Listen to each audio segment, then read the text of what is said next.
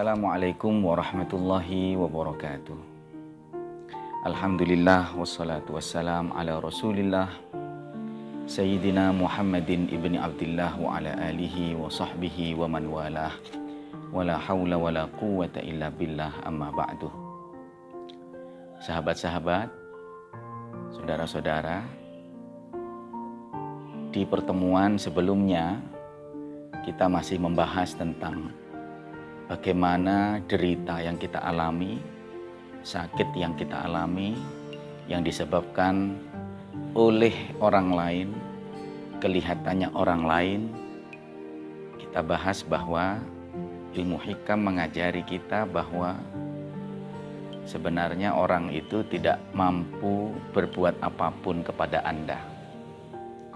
Jadi yang terjadi pada diri Anda, sakit hati Anda itu sebenarnya adalah sinyal dari Allah Subhanahu wa ta'ala kepada Anda, kepada kita ini, untuk dengan sakit hati itu kita kemudian menjadi menyebut nama Allah.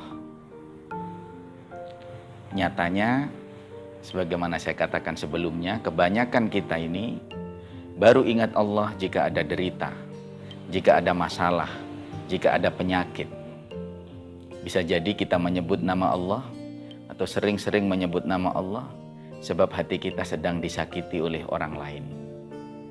Oleh sebab itulah Allah Subhanahu wa ta'ala mengirimkan derita demi derita ini yang sepertinya bukan nikmat. Dalam kacamata hikmah, bisa jadi derita itu adalah pintu dari kenikmatan.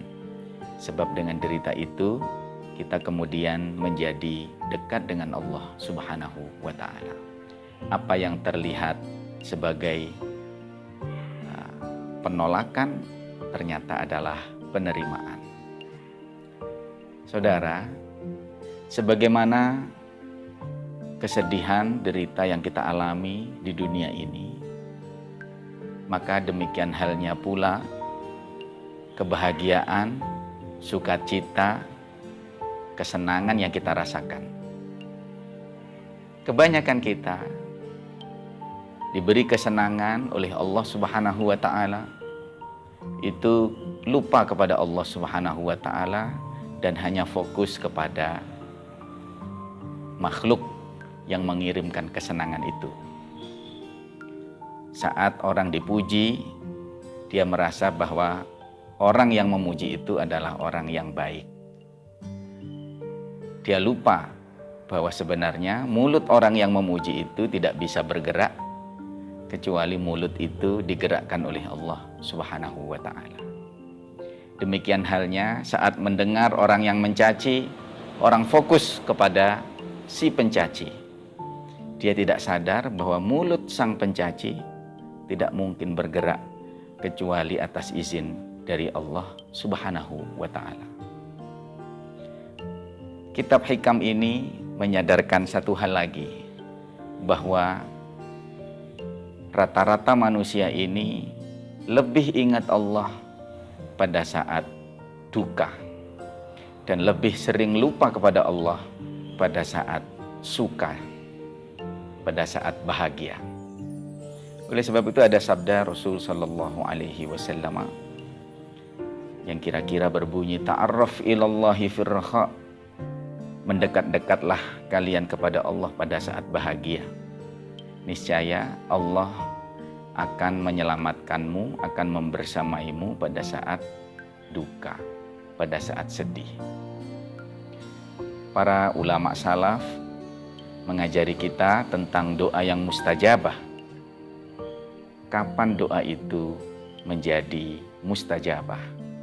Apakah pada saat kita berduka atau kita berdoa pada saat sukacita? Jawabannya ternyata adalah doa itu lebih diijabahi Allah pada saat manusia sedang bersukacita. Tapi jarang orang yang berdoa kepada Allah pada saat sukacita. Rata-rata baru ingat Allah, berdoa kepada Allah pada saat dia berduka. Ada ungkapan dari Al-Imam Ibnu Athaillah Sakandari yang berbunyi, "Malam yaqbil 'ala Allah bimulatafatil ihsan quyida ilaihi bisalasilil imtihan."